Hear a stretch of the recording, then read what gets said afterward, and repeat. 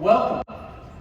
My name is Bryan, and I have the pleasure today to visit with these fine people. I'll do an introduction in a moment for each of these people. Today, we're going to discuss how great operators use referral programs and strategies around rewards and gamifying those things and campaigns to influence members and support business growth. We all know the cost of acquisition has gone up considerably, so these are very interesting tactics that I think we can all learn from. Let's also thank our friends at Perfect and Solution One for partners for sponsoring this for everyone's benefit. We are recording it, and it will be released on a podcast that I have, so be on the lookout afterwards if you want to listen to it again or see it. So I'd like to introduce to you these brilliant folks that are going to help us learn about what's going on with referrals and loyalty programs and rewards and how they use these tools to grow their businesses. First, Heather, who just got married, Malstaff. She's telling me she changed her name. She has an extensive background in fitness, covering operations and brands from YMCA's to Yoga 6, Orange Theory, Evolve, Cycle Bar, and other fitness brands. Heather recently joined Extraordinary Brands as Director of Sales and Operations, and so we welcome her and thank her for being here. Thanks, Heather. Martin Johns is the owner and founder of Raintree Athletic Club in Fort Collins, Colorado, and Martin has served as Director of Sales and Marketing prior to that at Marathon Lifestyle Fitness. He has over 25 years of experience in many facets of the fitness industry, so welcome, Martin. Thank you for being here. Thanks for having me. And then finally, close to my own heart, because she's a technologist, Amie Boring. She worked in many roles within 24-hour fitness, ultimately serving as Director of Marketing Technology, and has advised brands like Choose Fitness, amongst others, as a consultant and advisor. In the arena, the broad arena today of technology. Amie is very highly thought of and respected, and we really appreciate her being here. Thank you. So, as a group, we got together to come up with a few questions. I know afterwards, because we are very aware of the time frame of this, you'll be wanting to visit with these folks afterwards to ask your own kind of questions, and they'll try to do the best they can in doing that. So we came up with about 16 questions, and we're going to let them share their insights on these. And I'd like to start with you, Heather. Okay. You ready? I'm ready. All right. So developing and executing effective referral and reward programs, they can be hard to do. And many different brands fail to launch them very effectively. As an operator who has a lot of familiarity with this, in your opinion, what are the keys to making referrals and reward programs work, especially when you consider boutiques or large format clubs? What are your thoughts on that, Heather? Well, I think a lot of operators, if you ask them, do you have a rewards program? They'll say something to the effect of, yeah, we tried that, right? But it went nowhere. Maybe they started it, it was too complex, they couldn't keep up with it, they're trying to track it themselves, their staff can't do it. So I think the biggest thing is just, the old adage, keep it simple, stupid, right? We gotta make it as simple for the member to join and to be a part of, and then we have to keep it really simple for the operator as well, because if it's too difficult, too complex, everybody walks away. They just say, no, don't want it. On top of that, when we start talking about referrals, which can be part of rewards programs as well, but referrals only happen with incredible experiences, right? If we're not delivering an amazing experience to people every single time consistently, it doesn't matter what your incentive is for your rewards program or for your referral, that referral is not going to happen because your members aren't happy. They're feeling like, this is so great, I have to share this with everybody I know. And so that's a big part of it as well. And I'm gonna say, guys, really quickly, I'm not Katie, so I stepped in for her. Her flight got canceled last minute. So I have notes here because I didn't have quite as much time to prepare. So please bear with me as I may stumble through this. I didn't want to mention that because I didn't want to give you an out. Well, I'm giving myself one. Thanks for doing it, by the way. Thanks for doing it. But oftentimes too, you know, if you think about it, with bigger companies, they'll design a program and they'll design it from a financial standpoint, but that's not what works. You know, when a member wants to refer somebody, a 10% discount isn't necessarily the thing that's going to drive them to want to refer their friend. We don't want the referral to come as part of like a rebate. We want it to be more of a thank you. You know, whatever we're giving them, that incentive should be a thank you. Thank you so much for being our mouthpiece out in the world and sharing us with the people you care about. And I think too, we know that with rewards, with referrals, it's social. This is a very social thing, especially in boutique fitness. It's a little bit different in big box, but you know, I come from the boutique fitness world, so I can speak a lot more confidently about that. You know, it's a social aspect. So it's bringing a friend into class, you know, a free bring a friend day, or maybe it's, you know, I'm getting a shout out today because I hit this huge milestone and I'm super excited about it. So it's those kind of things that again will drive those referrals, because it's those moments of recognition, and we have to be doing that all the time in this industry. If we're not seeing our members and connecting with what's important to them, doesn't matter what we're building in terms of a rewards program or with a referral program, it just won't happen.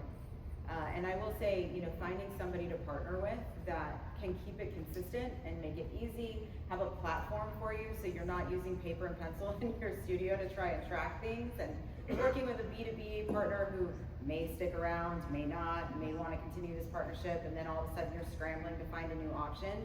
You know, finding something that, again, makes it easy, it's all in one place, and then gives your members somewhere where they can go and get things they really want.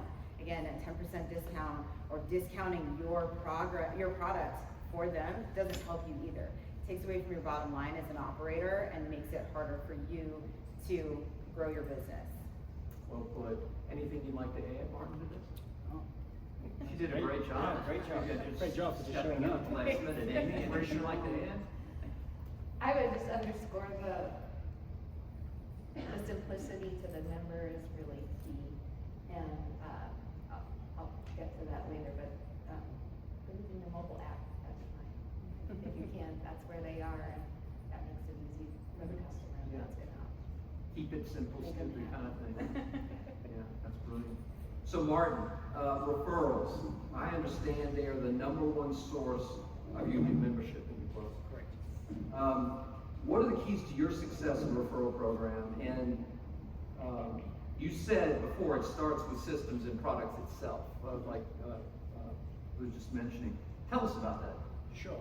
I've got a question for those out there. Who has a referral program currently? Hands up.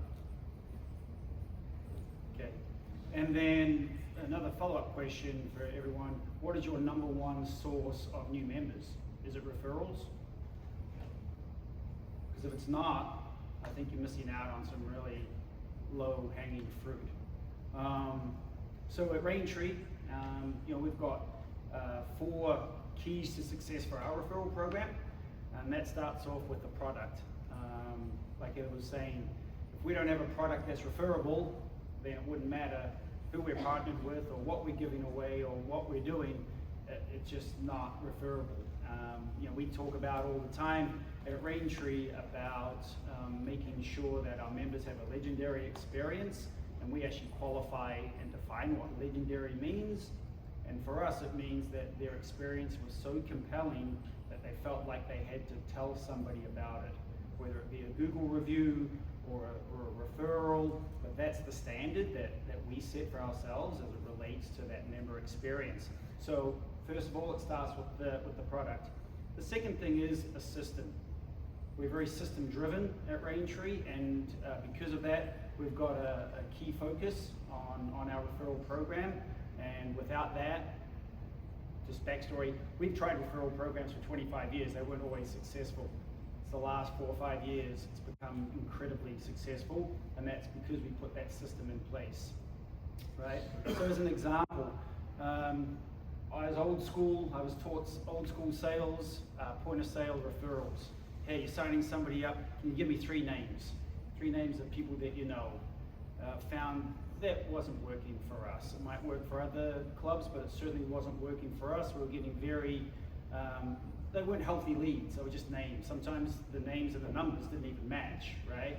So we got away from that. When we partnered with Solutions One of the things that they're able to do for us is we wait until our new members have had an experience. Why would they refer a club they've got no experience with? So we have a system where we reach out 7, 14, 21, 28 days, 30 days, 60 days, then asking for the referrals. And what's so cool about our partnership, and I'll get to that in a second, with Solutions One in Perkville, is they do all that for us, right? That's all automated. There is a human touch along the way, but all that is automated. The third part is that partner, right? For us, like I said before, we'd tried referral programs for a long time and they weren't very successful. And so finding that partnership, and I know there are other companies out there, what worked for us, and I would invite each of you, if you don't have a program or you do have a program that you think you can get more out of, certainly have that conversation with Travis and or Sunil and give them a chance, because it works for us. And I'm not suggesting it work for everybody, but it certainly works for us. And it has to support our business model. We got away from the, oh, you refer a person and you get a free month. Right. As an operator, that costs me real money. And that's real dollars. So anybody that's doing that, I would say, you know, are you really getting the return on that investment? And then having the right team. We're huge again at Raintree of having the right team, as Jim Collins would say, the right people on the right seat on the bus. It's the execution of that referral program along with the technology that makes it work. And we have a little saying, and it's technology is not a surrogate for the personal touch that inspires referrals. So we can't just say, all right guys, technology, you take over and you're gonna make this work for us. It has to be a partnership. And those are the 4 critical parts to our referral program that at least works for us. Yeah, and I think a great point you just made is the fact that technology is a tool. It is not a substitute for that culture. Right. Yeah, it's the sauce. It's the sauce. It's not the steak. Great insights. And now, I like to talk about tech. So Amie, when it comes to using technology to make all this work, and I know you have a lot of experience in doing this, given your history and your experiences, what considerations have you deployed regarding the tech stack in general? Because, you know, you're operating a club or a series of clubs or a chain of clubs, you've got CRM, you've got a member management thing, you've got this, you've got that, and now you're going to try to automate aspects of this. What have you learned from doing that over the years? I think there's a pretty broad spectrum of solutions, and you touched on earlier, like boutique operators. They work a little bit differently than a big box, and so there's not going to be a single solution that works for every operator. And I think I've seen, you know, white label mobile apps work well for a single boutique location. PushPress has a pretty good loyalty device in it. I've worked on a couple of projects with Perkville, and so a larger operator being able to have better data integration with your member management system, with your CRM system, with your POS system, and having a platform for the loyalty program that supports API and data exchange, you know, really lets you get more granular about what are the behaviors that I want to incentivize and reward. And you know, you can get really sophisticated if you're identifying your full customer journey, and you know certain events are likely to be a precursor to attrition or something. So getting to that level of sophistication really requires being able to access all of your data and aggregate it to a single view of your customer. which is easily said and not easily done. So that probably won't be the solution for everybody, but anywhere in between there. I think I just came from the data-driven decision making session because I like data-driven decisioning. So I would also just say, since some of those more sophisticated solutions might not be available to the smaller operators, figuring out what your KPIs are and really targeting those, and then working backward on your technology solution to make sure that you're aiming at the right place. But the other thing that I would mention about the technology solution is making it easier for the member, like I said, and I've been helping choose with their mobile app, and with each interaction on the loyalty roadmap that we automated into the mobile app, so enrollment or you entering challenges, redeeming vouchers. As soon as we put it into the mobile app, we saw increased usage because that's the members are using that, and it makes it a lot easier for them. So then referrals as well. So I would just try and make it as easy as possible for your members. Yeah, in general, as a follow-up to that, I'm curious, I've been listening to Heather and Martin's view on this. How bad has it been when it comes to using certain tools versus others? I mean, is there a wide gap in your experiences between some people looking at a solution and trying it out, and the tech just doesn't do what it needs to do, versus others? I mean, have you experienced tech really being a challenging part of this before? More challenging than other times, either of you?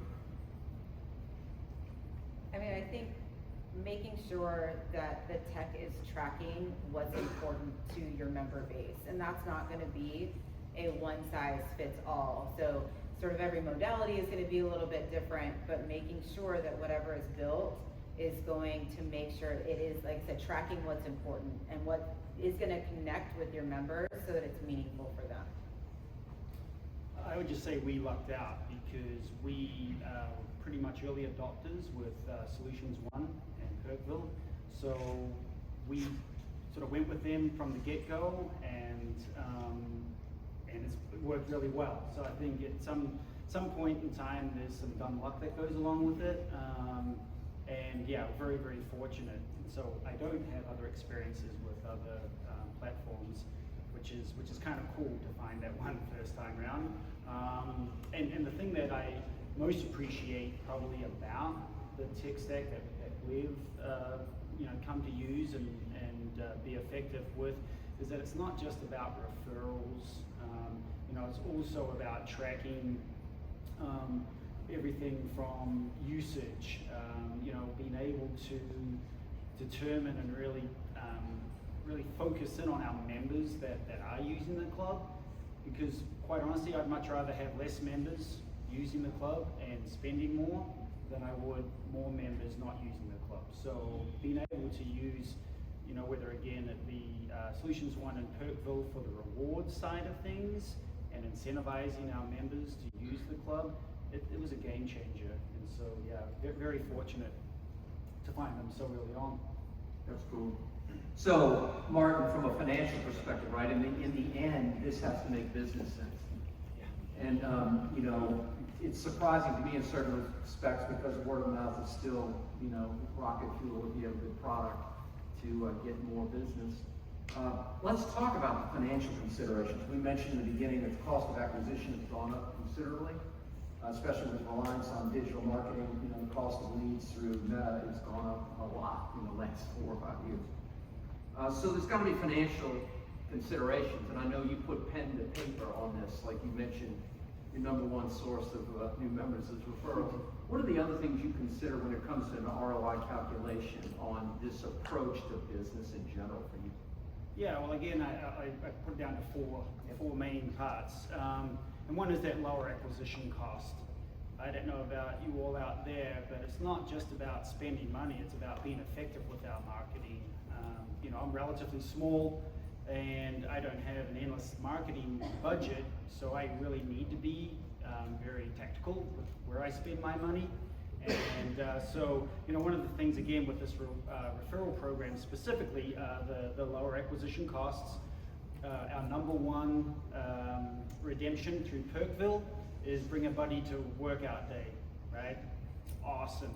Our members love that. We raise the prices of our guest fees to add value, and now they use a lot of their points to bring their friends and family into the club, so then they go straight into our Solutions One system for a referral. So it's amazing how that works. So that works really well for us, lowers that cost. The other one is, I spoke about it before, having less members spend more money. So, there's a higher non-dues revenue. An example of that, again, through Solutions One and Perkville, because we determine what we want to offer, which is another one of the great aspects to the technology. It's very flexible. So what might work for my clubs might be different for your clubs, probably should be.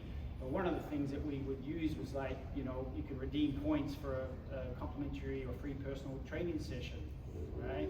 That's awesome. Let's get our members into personal training and then let our system of upselling during that session to increase our non-dues revenue based upon personal training.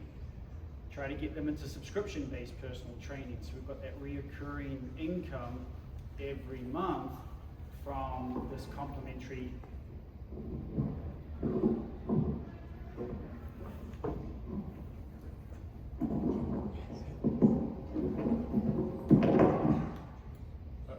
Now people are going to actually hear me.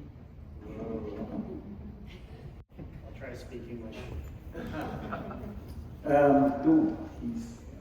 Yeah, now you can hear me now. I wish you'd kept it, that didn't work. So loud. So yeah, the upselling, whether it be personal training, Pilates, whatever it is. So that certainly has a financial implication for us, which is awesome. And then retention. One of the things that we focus and have changed our focus on at Raintree, really trying to nail down those retention numbers. I think we have good retention, easy for me to say, but what we're looking for is to be elite. And one of the ways we can be elite is by making sure that we're getting our members to use the club. Because I think everybody understands if your members are using your club, they're less likely to cancel, right? I mean, when I go through my cancel reasons and people say they're canceling because they're moving or it's financial, invariably it's because they're not using. If I go back and look at their usage history, they haven't been using the club, right? Shame on us at some point. So what we can do by using, again, Solutions One and Perkville is we reward them for using the club. We went through a change in club software. We moved from ABC to Anteris a few months ago. And it was, as conversions go, it was good. I don't know if anybody's done a conversion. They're usually horrible. And there were some hiccups, but generally it was very well done. And one of the things our members wanted to make sure that we had down was the check-ins, because they get points. They get 3 points for every check-in. And they literally, if they don't get their points, they freak out. Oh my goodness. Which is super cool in a way, because they really do value them. And so, with that retention, with the points, driving usage, group fitness, we give points if you take a group fitness class. So you're trying to drive, we do about 24% of our check-ins, we're a Les Mills club, so they are driven to group fitness, which again is a great retention tool, period. So again, just trying to encourage behaviors that impact us financially for the good. And then the last part, it's not about the money in this particular example, but I've got to tell you, reporting and knowing what's going on is so important for me to make business decisions. One of the reasons why I actually left our former company and went with a different one was because of the lack of accurate reporting. One of the things I love about Perkville, I get my daily and my weekly reports, And like as an example, I was just going through them today, and it's like, you know, stats. I've got 8,000 customers currently on Perkville. 70% of them are active. 98% of them have redeemed points. 3,080 members have recommended Braintree. 2,316 new members at 75%. So I can look at that and go, wow, there's a real value for that program for Braintree. So I think those four things are massive for us. Again, the lower acquisition, higher non-dues revenues, higher retention, and then the ability to know if it's not working.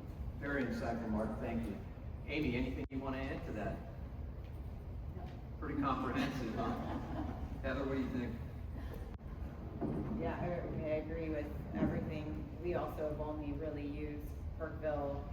When I was with Cycle Bar, we did have with our past franchisor, they started their own program, and it was very siloed at that company, so we didn't get to see a lot of the results, or you know, it wasn't passed down to us. But I know that now we can see a lot of it. We, as you know, when I was a franchise business coach, I had that information, and it was great to be able to see how it was helping us retain our members, and watching them, you know, going in and redeeming things and seeing that, you know, there was something like 300,000 redemptions, and we've only started this program within the last, I mean, fewer than 6 months ago, and there's already been 300,000 redemptions. So it's working.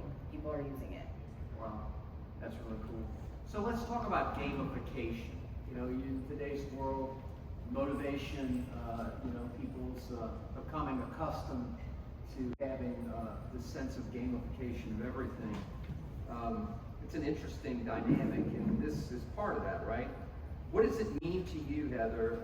You know, why does it make referrals and rewards doing this in kind of a gamified way make it even better than if it didn't have that component as part of it?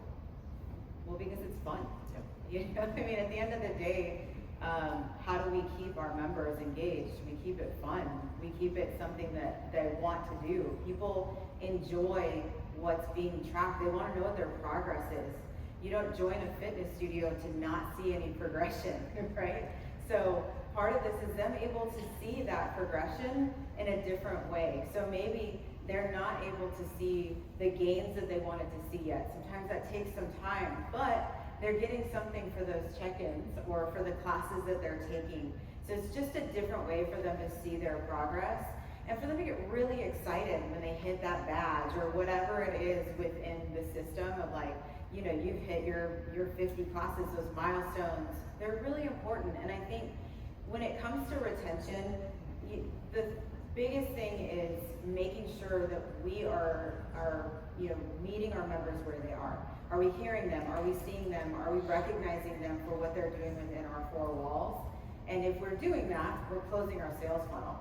You know, our sales funnel becomes a funnel, and it's not just this straight up and down where we lose people every day at the same speed we get them in the top of our funnel. So, you know, being able to use something, anything that makes them excited, they can go into this, you know, this marketplace, find things that they want to get. It's movie tickets, or it's a, you know, a gift card to a restaurant. These are things that, you know, they really want them, and they get really excited to be able to earn them. And then on top of that, this turns into a referral play, because somebody else goes, wait a minute, how did you get that? Yep. Where did that come from? How do I do it? I want to do that too. So that sort of FOMO moment happens where, you know, they see somebody else, you know, this person hasn't joined the rewards program yet, and they go, wait a minute, you're talking about you went to the movies and you got it from taking classes? Like, how do I get in on that? Or they tell their friends, like, yeah, every time I take classes at my studio, I earn points, and then I can go to the movies, or I'm taking you to the movies tonight because of this. So, you know, again, trying to find new ways to keep our members engaged and excited to be inside of our studios is kind of key, because there's a lot of noise out there, and there's a lot of competition in this.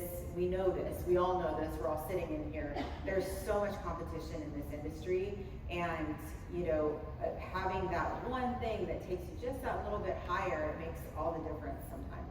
Yeah, those touch points, those extra touch points, those recognition points, it kind of, especially if you have a great product, then it really puts it on hyperdrive. Amie, in your experience, what do you want to add? I agree, the members that are enrolled in the program are closely monitoring the points there. In the Choose mobile app, the points display at the top of the home screen, and it rotates like a slot machine wheel, so like as soon as you log in, you're like, oh, I've got 153 points. And so it's the first thing they see, even, and fitness is hard and they get fun. And another app I've seen is using, the programming is there and everybody records their sets, so it's, you know, a level playing field, and then you can, it's sort of like its own social feed, and you can say what you lifted that day and people can like it, and just creating those places for community. And again, like I'm looking at this through the lens of technology, both of those are mobile app examples, but that's making people who are working out in the gym are often looking for that community, and technology can facilitate it and make it fun. Absolutely. Martin, anything you like to add? I just, again, from our experience, one of the products that we get through Referral and Solutions, one is sweepstakes, and I'm a pretty hands-off owner, but I do like to know what's going on, and so I signed up for the alerts.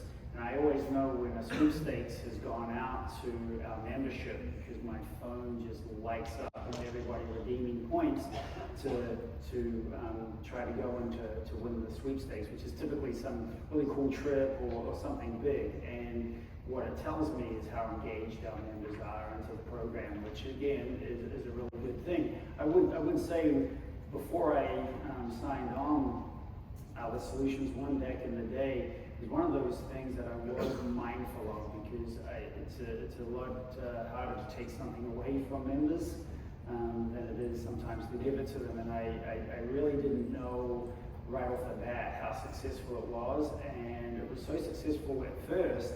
I was like, oh my goodness, this is actually going to cost me a lot. And what we're able to do is, and the flexibility of the program is really just figure it out what works for us as an organization and for our members. And you know, the cost is negligible at the end of the day for the return that we get on that investment. So yeah, but at first I was a little hesitant. I was like, well, you know, I'd been part of the rewards program before when I was with Miramon, and yeah, it was super expensive as an operator, and so I was alert to that. Yeah, it makes complete sense. I think maybe sometimes people are overwhelmed as to how to do it, you know, and there's different ways to do it, right? And that's why you need people that really know what they're talking about to help you figure out how to do it best for you. And now the final question, which is the one I love the best, is with Amie, and then the panel will follow.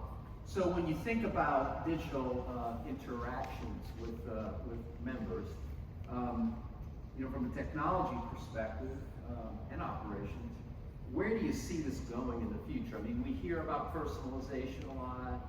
We hear about all these kind of buzzwords, you know, attribution for behaviors is all part of the whole customer journey or member journey cycle. In tech, do you have any views on where you see this maybe heading?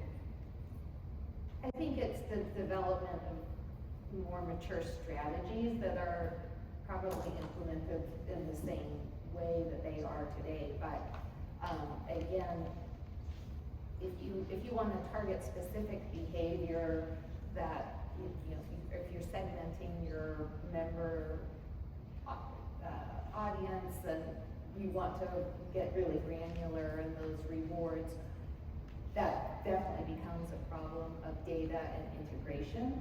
And you know, the Perkville API makes it easy to reward, but if what you're trying to do is, you know, detect member behavior, that's internal to your business, and being able to get the data that you want aggregated to the member and clean, that's a really big challenge. But that's where I see you know, companies that can do that can really hone in so that you're rewarding just the behaviors that you want to the members that are at risk.